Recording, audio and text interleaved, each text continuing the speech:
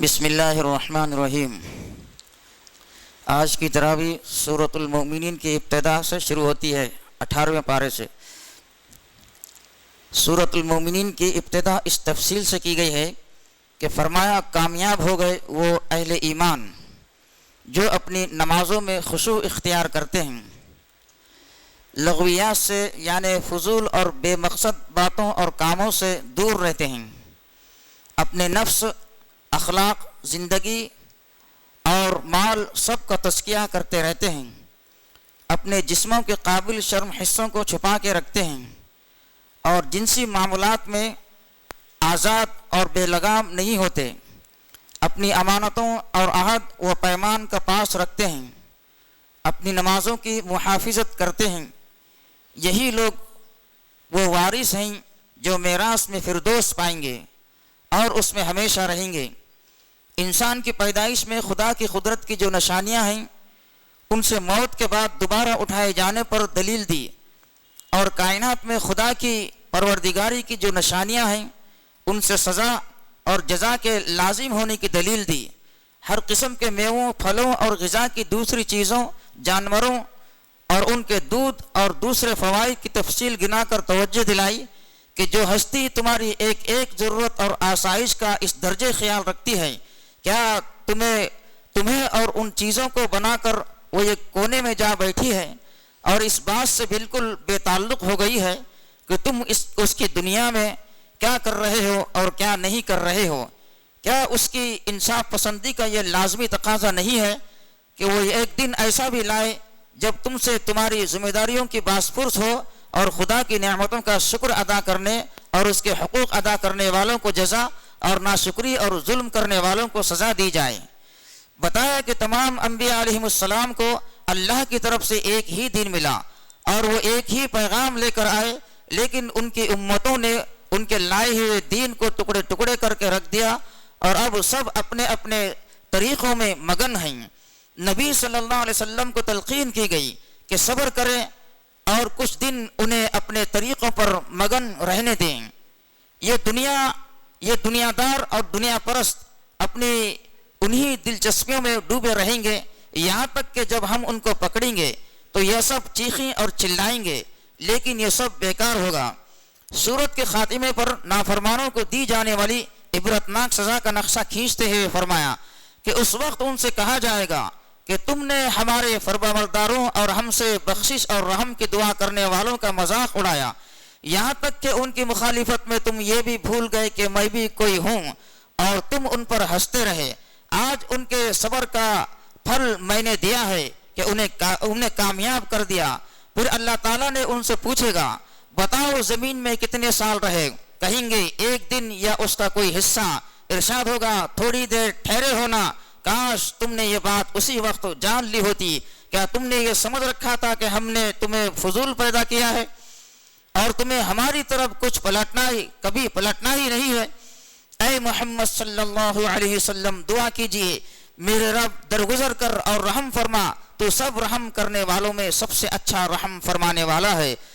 سورہ نور میں سب سے پہلے زنا کی سزا بیان کی گئی کہ ہر ایک کو 100 کوڑے مارے جائیں، پھر جھوٹے الزام کی سزا بیان کی کہ 80 کوڑے مارے جائیں، اور حضرت عائشہ رضی اللہ عنہا پر جو الزام منافقین نے لگایا تھا اس سے حضرت عائشہ رضی اللہ عنہا کو بری کرتے ہوئے فرمایا کہ تم نے اسی وقت کیوں نہ کہہ دیا کہ یہ صریح بہتان ہے۔ سورہ نور مدنی ہے، اس سے پہلی سورۃ المؤمنین مکی تھی۔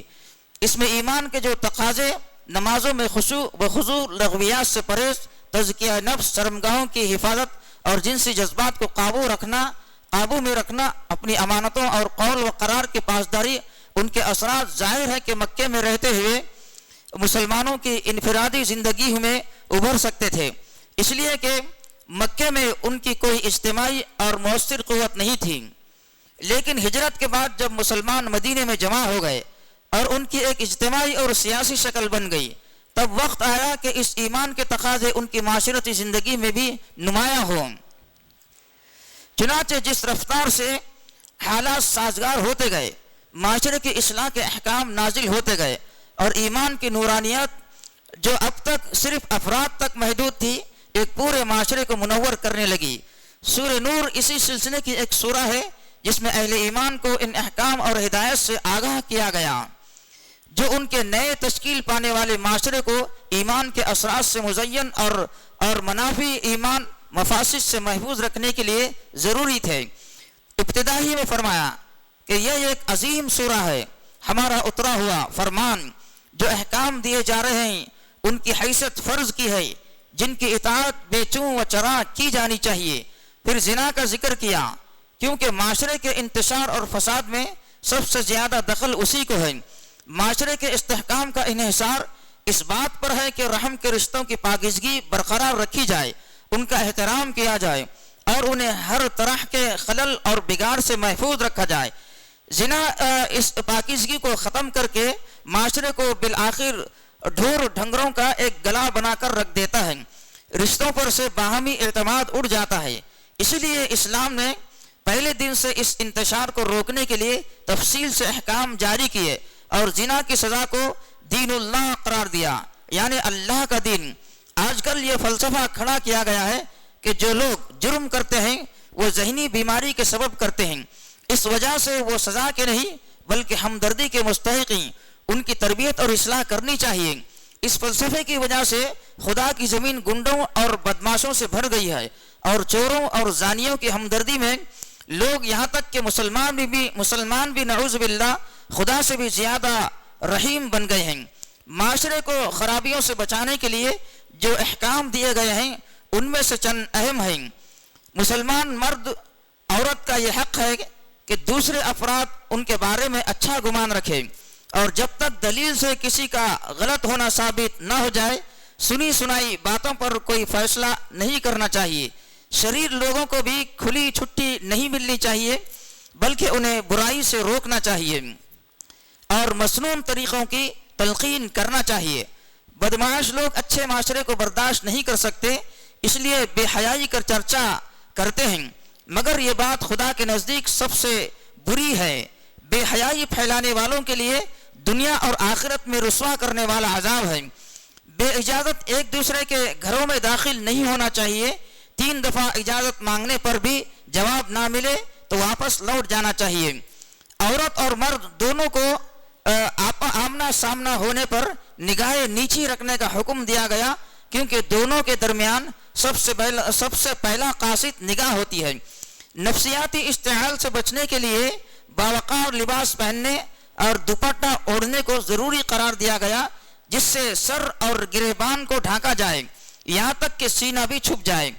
بیوہ عورتوں اور لونڈی غلاموں تک کا نکاح کرنے کی تاکید کی اور کہا کہ جب کوئی نکاح کی عمر کو پہنچ جائے تو لازماً نکاح کا بندوبست ہونا چاہیے۔ کائنات کی نشانیوں پر غور کرنے کی دعوت دی کہ اس کائنات میں تمام اختیارات اور تصرفات کا مالک اللہ وحدہ لا شریک ہے، ہر چیز اسی کی حمد اور تسبیح کرتی ہے، اس لیے انسانوں کا بھی فرض ہے کہ اس پر ایمان لائیں، اس کی عبادت اور اطاعت میں کسی کو شریک کر کے اس کے غضب کے مستحق نہ بنے۔ یہاں اشارہ ہے اس بات کی طرف کہ اللہ کے حکم کے خلاف کسی کی اطاعت نہ کی جائے۔ ہمارے ہاں ایک بیماری یہ پھیلی ہوئی ہے کہ شوہر اگر بے پردگی اور بے حیائی چاہتا ہے تو عورت یہ کہہ کر شوہر ایسا چاہتا ہے وہی روش اختیار کر لیتی ہے، اس کا کوئی جواز نہیں۔ منافقین کو تنبیہ کی کہ انہوں نے جو روش اپنائی ہوئی ہے کہ اپنے مفاد کی حد تک خدا اور رسول صلی اللہ علیہ وسلم کا کہنا مانتے ہیں اور مفاد کے خلاف ان کے حکم کو ٹال جاتے ہیں، یہ روش اب نہیں چلے گی۔ ماننا ہے تو پوری یکسوئی کے ساتھ خدا اور رسول صلی اللہ علیہ وسلم کا حکم مانو، ورنہ خدا کو تمہاری کوئی پرواہ نہیں۔ رسول صلی اللہ علیہ وسلم کے سچے ساتھیوں کو نہایت واضح الفاظ میں خوشخبری دی کہ زمین کی خلافت تمہیں ملے گی اور مخالفین اور دین کے دشمن تمہارا اور تمہارے دین کا کچھ نہیں بگاڑ سکیں گے۔ تم نماز کا اہتمام کرو، زکوٰۃ ادا کرتے رہو اور رسول صلی اللہ علیہ وسلم کی اطاعت پر پوری دل جمعی سے ڈٹے رہو۔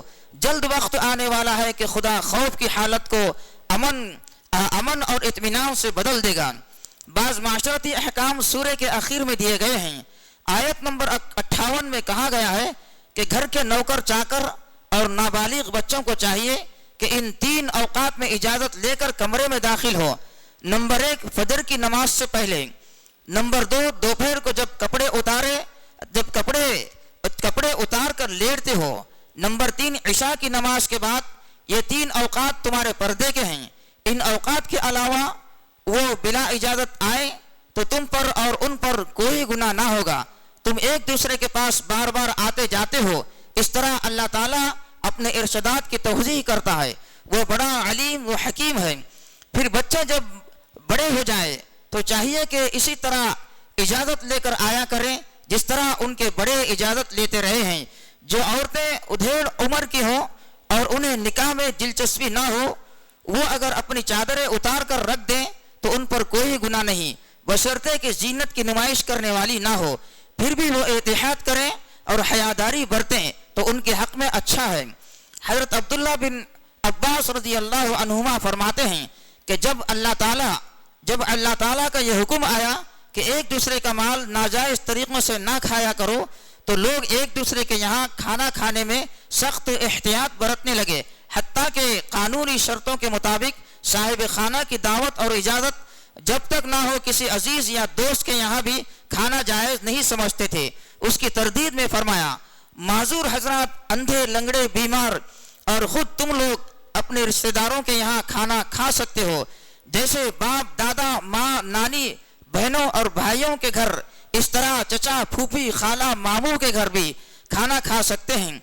इसी तरह जिन घरों की कुंजियां तुम्हारे सुपुर्दगी में हो या जो तुम्हारा करीबी बेतकल्लुफ दोस्त हो, उसके यहाँ भी खा सकते हो। इसमें भी कोई हर्ज नहीं कि सब मिलकर खाओ या अलग अलग खाओ। अलबत्ता जब घरों में दाखिल हुआ करो तो अपनों को सलाम कर लिया करो कि ये दुआए खैर है जो अल्लाह की तरफ से मुकर्रर करदा बड़ी बाबरकत और पाकीज़ा चीज़ है। अल्लाह ताला इसी तरह तुम्हारे सामने आयात बयान करता है, तवक्को है कि सूझबूझ से काम लोगे। इस आयत से ये बात भी समझ में आती है कि माजूर हजरात का हक है कि मुस्लिम माशरे का हर फर्द उन्हें खाना खिलाने पर तैयार रहे। नीज वो खुद भी किसी के घर जाकर खाना मांग सकते हैं, खा सकते हैं। साहिब खाना को इनकार नहीं करना चाहिए। दूसरी बात यह कि अइज़्ज़ा व अकारिब के घर खाना ऐसा है जैसा अपने घर खाना। करीबी रिश्तेदारों और बेतकल्लुफ दोस्तों के यहाँ खाने के लिए बाकायदा इजाज़त ज़रूरी नहीं। आदमी उनमें से अगर किसी के यहाँ जाए और घर का मालिक मौजूद ना हो और उसके बीवी बच्चे खाने को कुछ पेश करे तो बेतकल्लुफ खाया जा सकता है। आखिरी रुकू में फरमाया कि जब इज्तिमाई काम के मौके पर मुसलमान रसूल सल्लल्लाहु अलैहि वसल्लम के साथ हों या अपने अमीर के साथ हों और कोई इनफिरादी ज़रूरत पेश आ जाए तो मुसलमानों को चाहिए कि रसूल सल्लल्लाहु अलैहि वसल्लम से या अमीर से इजाज़त लेकर जाए। फिर अमीर को इख्तियार है कि इजाज़त मांगने वाले की ज़रूरत के मुताबिक चाहे इजाज़त दे या इनकार कर दे, और अगर इजाज़त दे तो ऐसे लोगों के हक़ में अल्लाह से दुआए मग़फ़िरत कर दे कि अल्लाह ताला माफ़ फरमाने वाला और रहम फरमाने वाला है। इसमें तंबीह है कि किसी वाकई ज़रूरत के बगैर इजाज़त तलब करना तो सरे से ही नाजायज़ है। जवाज़ का पहलू सिर्फ उस सूरत में निकलता है कि जबकि जाने के लिए हकीकी ज़रूरत लाहक हो। फिर ज़रूरत